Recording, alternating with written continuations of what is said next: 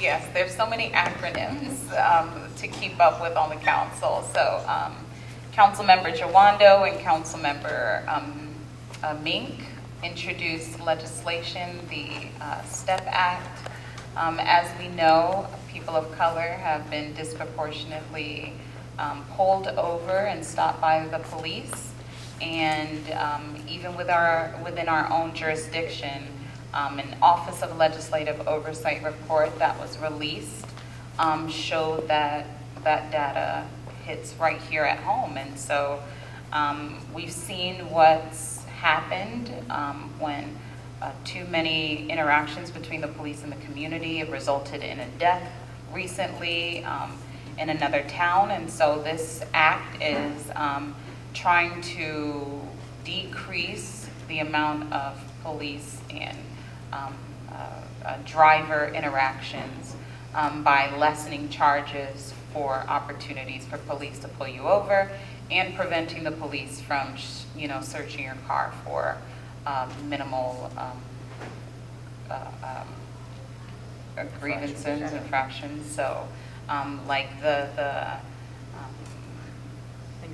things hanging from your mirror, a cracked headlight, any number of incidences that we're now trying to ensure that officers can't engage. But then you hear the other side of that coin, and so my colleagues will bring you up to speed on that. So thank you for the primer. I appreciate it. So now what do I think? So I agree that the intention of the bill is to address the racial disparities that exist in traffic violations. It's undeniable the data are clear. The question is, how do you remedy that? And my concern with the legislation is that we already have 200 people this year who've been hit while walking and biking, and 4 people who've been killed. And so how do we stop more pedestrian incidents when we will be unable, if the law is passed, from stopping cars that have taillight problems, headlight problems, that don't have that don't have license plates? It makes it difficult to enforce certain laws to keep our roads safe. But I absolutely understand the intention of the bill. And where we are right now is a majority of the council has requested that the Maryland Attorney General Anthony Brown provide an opinion as to whether or not the council even has the legal standing to introduce this bill, because most of the traffic infractions and laws are state laws. So can the council, can the county supersede and instruct our police officers not to follow state law? And so we are all waiting for the Attorney General's opinion. The chair of the Public Safety Committee said that he will not have a hearing until that Attorney General opinion comes in, and the sponsors of the bill have asked for the Attorney General's opinion. So we're just in a wait-and-see mode right now. Thank you. So this is an issue I worked on when I was the mayor in the city of Tacoma Park, working very closely with our police department. And the way that we looked at this issue was to change how our police were doing traffic enforcement in the areas. And instead of leaving it up to the discretion of individual officers, they were given strict guidelines on where and when somebody could be pulled over for a traffic violation. It was a much more targeted traffic enforcement, looking at areas like safe routes to schools, or where we know people were not following, stopping at a stop sign. When we did this, we decreased substantially the number of interactions between police officers and residents, but at the same time, we also saw a decrease in collisions. So sometimes when people talk about this, that's important to understand, and I agree with Council President Glass that we need to look at how we're implementing this, because we don't want to do damage to our Vision Zero goals. But there are ways to do this, where we work with our police department and look at how we can do better targeted traffic enforcement. I think President Glass said it best in terms of what we're waiting for, because we need to make sure that any legislation we move forward with actually is things that we can do as the county council, and so waiting for the AG's opinion.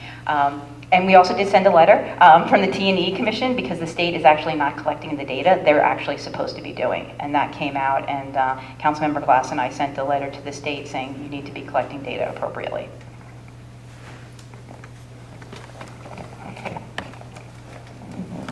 I'm going to give you one more of these pre-questions, then I'm going to go to the questions from the audience. So the next question is, what do you think of expansions of several successful programs that have helped reduce crime? Some of the programs are truancy court, drug court, mental health court, and street outreach network. I think these programs are fantastic, and they're all included in the budget we just passed today and have been included in budgets in recent years. So whoever asked the question, you're on the right track, because we already have these programs. Tony Hausner, of course you did. We have these programs. We're continuing to fund these programs. They're good programs. Anyone? Okay, very good. Thank you, Tony.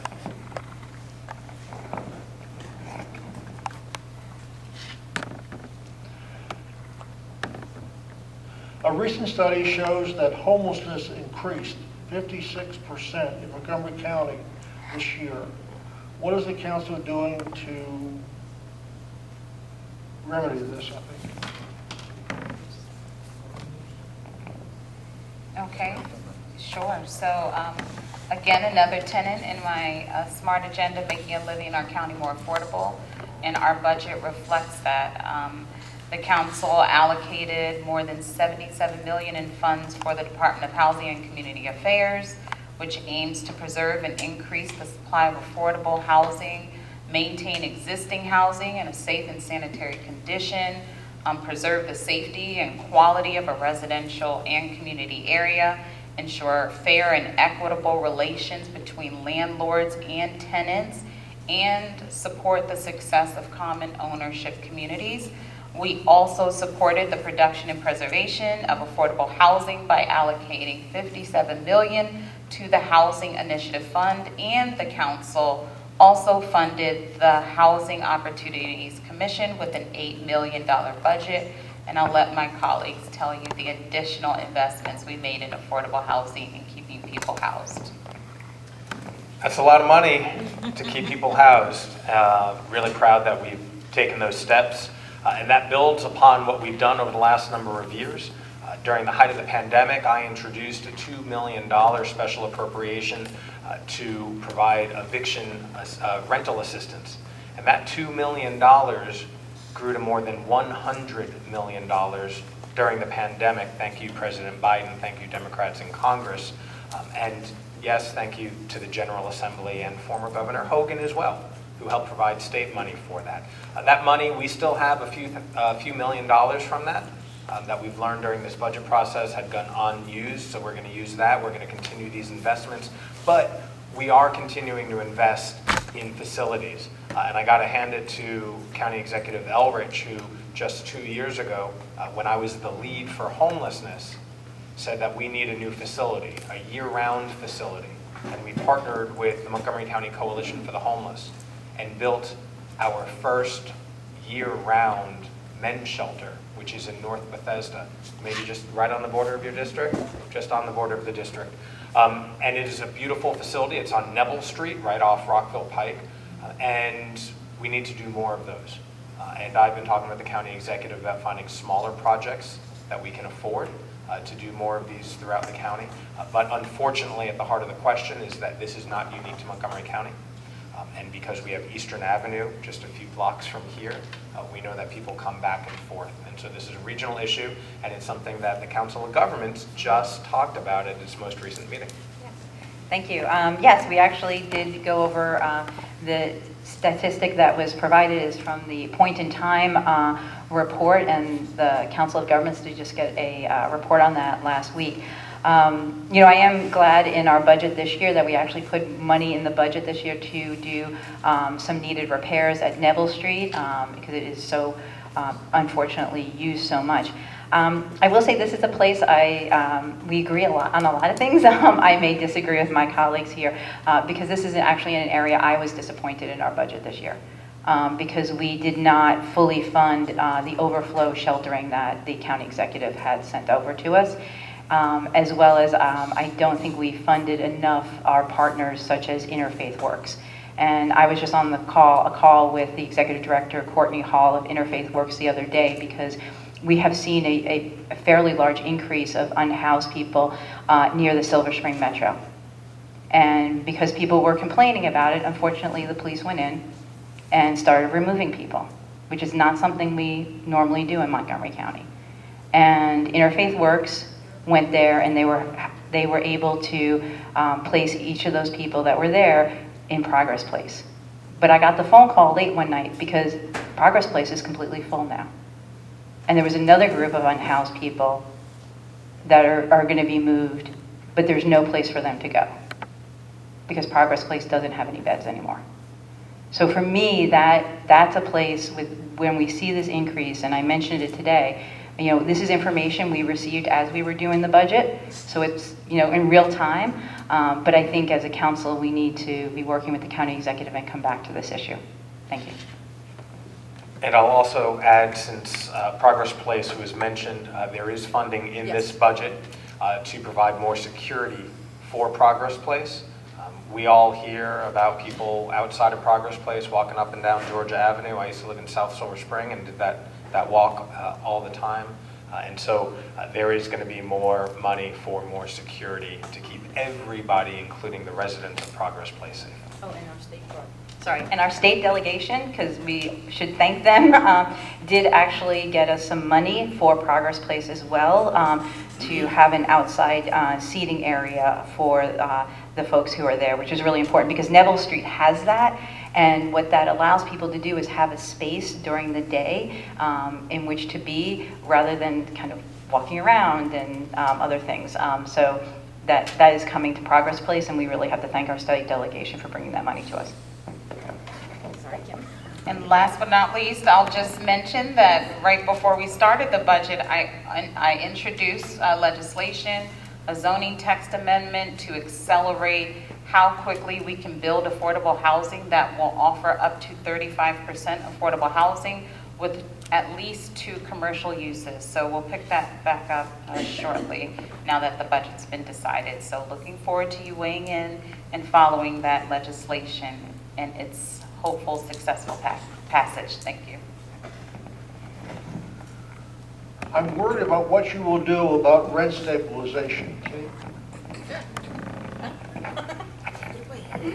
All right. I think I've said this before that I'm very supportive of rent stabilization. I was the mayor of Tacoma Park for a number of years. We had a very strong rent stabilization program there. I saw some things there that I think we could emulate around the county, and some things I want to improve upon.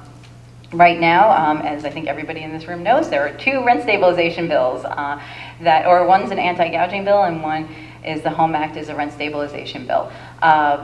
Looking at both of those bills, none of us are on that, right? All 3 of us, this is the 3 of us who are not on either one of those bills. And I will speak for myself and say that I'm looking forward to working with colleagues to look at both these bills, to look at what amendments that we might be able to propose to kind of bring people together, working with community groups and others to really move forward so that we put in place some form of rent stabilization. For me, rent stabilization is a tool. It is not the end goal. The end goal is making sure we have stable, safe housing with predictable increases in rents. Because right now what happens is some people experience really high peaks, especially when we see inflation, and that leads to instability, that leads people to having to move out of neighborhoods, children having to move out of schools.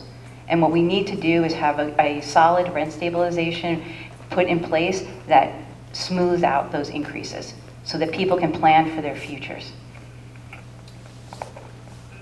So we're in a housing crisis. It is too expensive to live in our community, and we have to figure out how to solve that. And I know the 2 bills are 2 different ways to solve that. One of them is by having a hard cap of 3%, and the other one is having a cap at 8% plus inflation. And the three of us have not signed on to either bill because we recognize that both need work. And for me, the big question is this: how do we provide help for people today while also ensuring that we're continuing to build housing for people tomorrow, for our kids and our grandkids, who are not moving to Montgomery County, by the way. It is too expensive to live here. And so if we want our kids and grandkids to live here, because we have to have a place for them, for our tax base, and for a whole lot of other reasons, we need to figure out what steps we take that don't deter the creation of new housing. The Council of Governments last year said that Montgomery County has to build about 70,000 homes over the next decade. We are woefully behind. And so I am waiting for the data and a few more reports to come out to help determine which of these bills, if either of these bills, do two things: help people today and ensure that there are homes for tomorrow. Because if we only protect people who are in homes today and do not build any new apartments, the housing crisis only gets worse. And we've seen that in other jurisdictions. And so I'm just being very mindful and thoughtful about this. I would agree with my colleagues. What more can I add about these two competing bills? We're going to be picking them up after we come back from a brief recess to discuss. And so I'm hoping that this body, we've received countless emails already about different amendments that we can make. But as a homeowner, I'm so glad that I was able to refinance my property before the pandemic. My sister, who held off because she said she was going to sell her house, she's still living in Silver Spring, and she is pissed about her mortgage, and she cannot refinance. I'm able to plan ahead. I'm able to know how much I'm going to have to pay over the next year, the next 30 years. And so our residents don't have that same luxury, our renters. And in a market where, you know, my costs, landlord costs go up, it's unfortunate that they have to pass those costs on to renters. And so we want to give our renters a sense of security. And I think one of these bills, or a balanced approach to these bills, will result in some security for our renters so we can keep them housed. We don't want unhoused residents in our community because that's an extra burden on us as taxpayers. So we're going to be working on that. Look forward to hearing from each and every one of you about that. How can you help bring back police patrols, specifically bicycle patrols in Silver Spring? Thank you. So I think I know who asked this question. Our police department is doing a number of things in the Silver Spring area. One of the things is that they did actually increase the number of foot patrols during the late afternoon, and they just actually, now that we have daylight later into the evening, they move those later as well. But we can request and ask of Commander McBain and Captain Reed where they are on the bicycle patrols. Actually, they're here. So I'm getting, they're coming? Yes. They're coming. I'm being told they're coming. I think now that we have the nicer weather and we're done with the winter, that we will see more of the bike patrols. So they're coming soon? Yeah. Yeah, okay. Sounds about it during our safety walk. There's going to be 6 new bike patrols. Oh, 6 new bike patrols. Yeah, sorry. Thank Nope, you. that's perfect. Yeah. So this is Cecily Thorne, my chief of staff. Everyone. Okay, sorry. Sorry.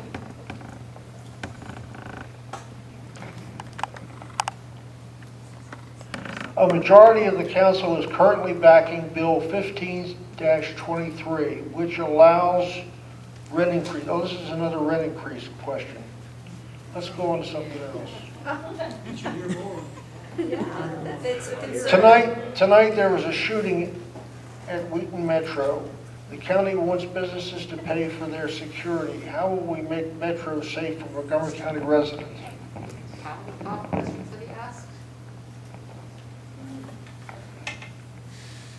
And anytime that there's a shooting, whether it's in our community, at a local establishment, in our church, a grocery store, it's devastating for all of us. This is not the community that we bought into, and this is not the community that we envision for our residents, for my daughter, for my family, for my neighbors. And so we started off the conversation with the talk about public safety.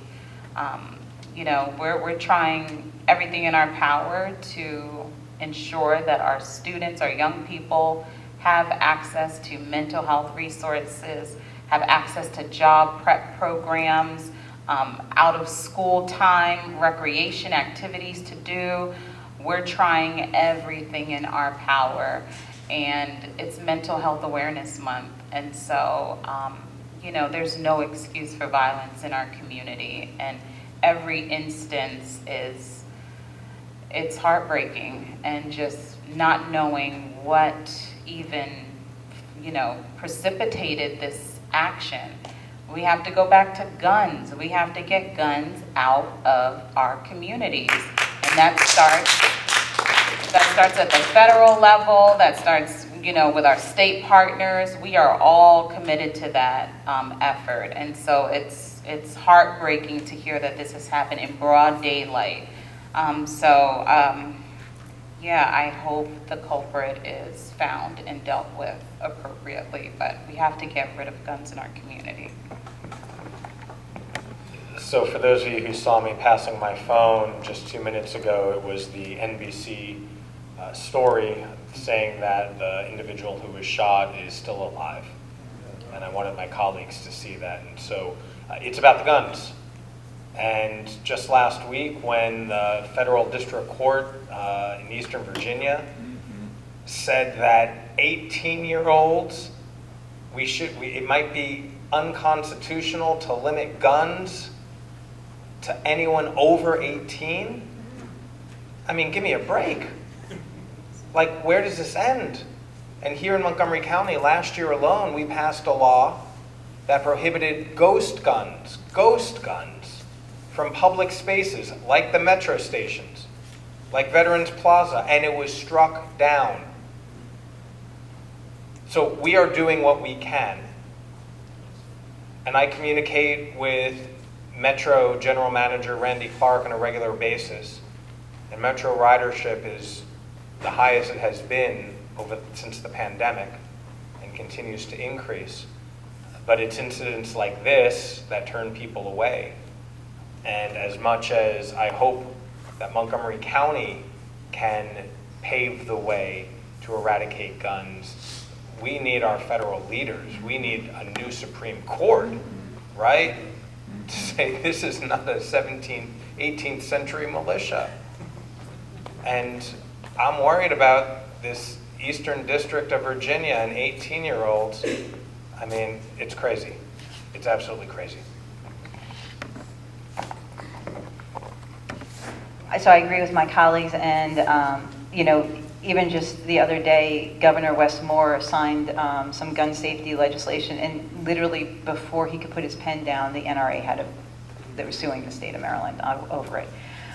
So it's a real issue, and it's one of the things that just to touch upon when Council President Glass and I did the public safety community conversation in Silver Spring. We brought in every town gun safety and someone who specifically works with trauma, because unfortunately my family has been touched by these issues, and it's something our whole community is experiencing, the trauma from gun violence. And people react to trauma in very different ways, and when we have these conversations, we have to be very cognizant of that. And so I think it's also important that we're advocating, we're pushing back, and that we're also acknowledging and figuring out the help that we need as a community to address the trauma that we're experiencing.